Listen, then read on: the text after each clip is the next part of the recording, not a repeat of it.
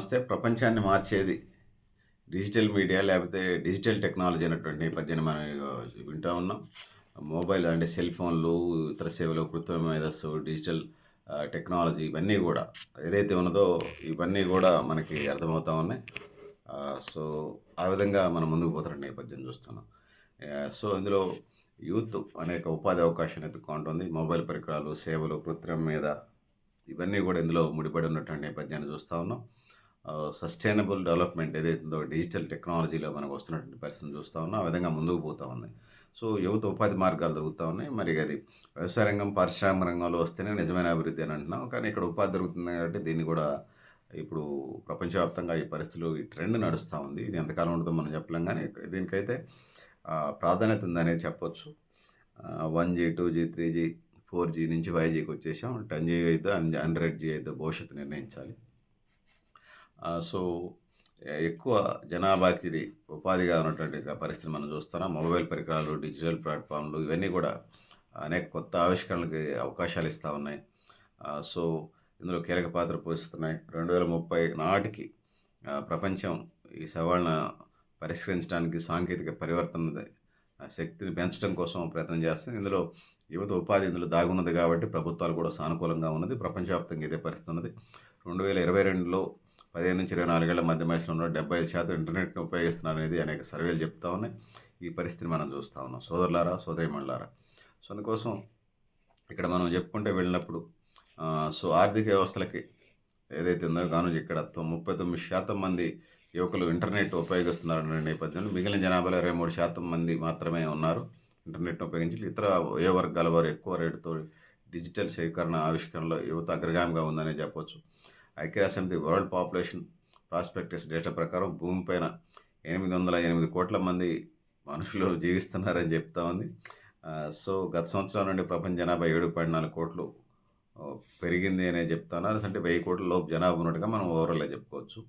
సంవత్సరానికి 0.9% వృద్ధికి ఇది సమానంగా ఉంది. 2024లో మొబైల్ వినియోగదారుల సంఖ్య 561 కోట్లు ఉన్నదనేది. అంటే జనాభా 800 కోట్లు ఉంటే, సరే 900 కోట్లు ఉంటే 560 కోట్లు ఉందనేది ల్యాండ్‌లైన్‌లు, ఇతర మొబైల్‌లు, ఇతర పోలీస్‌కి సంబంధించినటువంటి మెయిల్స్ ఇవన్నీ ఇంకా అదనం. యాప్‌లు అనేక రకాల యాప్‌లు వచ్చినాయి. వాటి నుంచి కూడా మాట్లాడుతా ఉన్నారు. సో, ఇది పరిస్థితి. జీఎస్ఎంఏ ఇంటెలిజెన్స్ నుండి వచ్చినటువంటి తాజా డేటా నుంచి ప్రపంచ జనాభాలో 69.4% మంది మొబైల్ ఫోన్లని ఉపయోగిస్తున్నారని చెప్పేసి మనకు అర్థమవుతుంది. ప్రపంచవ్యాప్తంగా మనం చూసుకున్న డేటాని 13.8 కోట్లు గత ఏడాది కంటే పెరిగారని చెప్పేసి 69.4 నుంచి 13.8 కోట్లు అంటే 13,80,00,000 మంది పెరిగినట్టుగా మనకు అర్థమవుతుంది. సో, 66% మంది కంటే ఎక్కువ మంది ఇంటర్నెట్ ఉపయోగిస్తున్నారని చెప్పేసి ప్రపంచవ్యాప్తంగా మనకు అర్థమవుతుంది. ఇది వినియోగదారుల సంఖ్య ఇంటర్నెట్ ఉపయోగించే 55 కోట్లుగా ఇంటర్నెట్ ఉపయోగించే వినియోగదారుల సంఖ్య 535 కోట్లుగా ఉందనేది చెప్పొచ్చు. 535 కోట్లు అంటే తక్కువేం కాదు. ఎందుకంటే సుమారుగా 850 కోట్ల జనాభా ఉంటే ప్రపంచంలో 535 కోట్లు ఉపయోగిస్తున్నారంటే సో, మీ సేవ పెట్టిన తర్వాత అందరికీ అది భాగమైపోయింది. సో, ఇట్లా ఉన్నది. సో, ఏదైతుందో డిజిటల్ టెక్నాలజీ ప్రపంచాన్ని శాసిస్తుందనేది చెప్పుకోవచ్చు. 2023 నుండి 9.7 కోట్ల మంది వినియోగదారులు పెరిగారని చెప్పేసి అనేక విశ్లేషణల ద్వారా మనకు అర్థమవుతా ఉన్నది. సో, డిజిటల్ టెక్నాలజీని 500 కోట్ల మార్క్‌ని అధిగమించినాయి. దాటినట్టుగా మనకు అర్థమవుతుంది. మన భారతదేశ ప్రపంచ జనాభాలో 62.3% సమానం ఇది. అంటే 500 కోట్లు దాటారంటే 62.3% అంటే మన తెలంగాణ, ఆంధ్రప్రదేశ్‌లలో ఏ పెన్షన్ అప్లై చేసుకున్న వృద్ధాప్య పెన్షన్, వితంతు పెన్షన్, దివ్యాంగుల పెన్షను, లేకపోతే ఇతర పెన్షన్లకి అటు ఫైలేరియా, హెచ్ఐవి వ్యాధిగ్రస్తులు కానీ, లేకపోతే ఇతర బీడీ కార్మికులు కానీ, నేత కార్మికులు కానీ, అటు వచ్చినప్పుడు గీత కార్మికులు కానీ, ఏ పెన్షన్‌కి అప్లై చేసుకోవాలన్నా, ఏదన్నా క్యాస్ట్ ఇన్‌కమ్ సర్టిఫికేట్‌కి అప్లై చేసుకోవాలన్నా, అసలు దేనికి అప్లై చేసుకోవాలి, లోకల్ ఏరియా సర్టిఫికేట్, ఇతర ల్యాండ్‌కి సంబంధించినటువంటి ప్లాట్లు, క్రయ విక్రయాలు, పొలాలు క్రయ విక్రయాలు అన్నిటిని కూడా తెలంగాణ గవర్నమెంటు అందులో చేసింది. సో, అల్టిమేట్‌గా ప్రజలందరూ కూడా అందులో భాగస్వాములు అవుతారని చెప్పుకో తప్పదు. ఆ విధంగా చూసినప్పుడు ప్రపంచ జనాభాలో 62.3% మంది ఇంటర్నెట్‌ని ఉపయోగించుకుంటున్నారు. ఈ డిజిటల్ టెక్నాలజీని ఉపయోగించుకుంటున్నారని చెప్పొచ్చు. ప్రధానంగా యూత్ ఎక్కడైనా కొంచెం పు ఖాళీ ఎక్కువుంటుంది. మిగతా పెద్దవాళ్ళకి కుటుంబ బాధ్యతలుంటాయి కాబట్టి వాళ్ళకంటే యూత్ ఎక్కువ టైం దాంట్లో గడపటంలో ఆశ్చర్యం ఏమి లేదు. సుస్థిర అభివృద్ధి లక్ష్యాలను ముందుకు తీసుకొచ్చినటువంటి పరిస్థితిని మనం చూసుకొస్తా ఉన్నాం. డిజిటల్ టెక్నాలజీతో సాధ్యమైతే సాధ్యం కాదో చెప్పలేరు. 72 దేశాల్లో 30.9 కోట్ల మంది ప్రజలు దీర్ఘకాలిక ఆకలిని ఎదుర్కొంటున్న నేపథ్యాన్ని మనం చూస్తున్నాం. 220 కోట్ల మందికి సురక్షితమైన నీరు అందుబాటులో లేదు. ఇట్లాంటి పరిస్థితులున్నాయి. ఐక్యరాజ్య సమితి 120 మిలియన్ల మందికి ఆహ్, వ బలవంతపు స్థానభ్రంశం వలసల్లోకి నెట్టేయబడుతున్నారు ప్రపంచవ్యాప్తంగా అనేది ఐక్యరాజ్య సమితి చెప్పినటువంటి లెక్కలే. పేదరికాన్ని నిర్మూలించటం, ఆకలిని తగ్గించటం, ఇంకా ఆకలితో బాధపడే వాతావరణ పొల్యూషను తగ్గించటం, శాంతియుతంగా సమ్మిళిత సమాజాలను నిర్మించటం, ఆ విధంగా ముందుకు పోవాల్సినటువంటి ప్రపంచ భాగస్వామ్యాన్ని బలోపేతం చేయటం ప్రధానం. ఇక్కడ అనేక రకాల సవాళ్ళు ప్రపంచం ముందు, ఐక్యరాజ్య సమితి ముందు ఉన్నాయి. ఆ దేశాల అంతర్గత సమస్యలు కూడా ఉన్నాయి.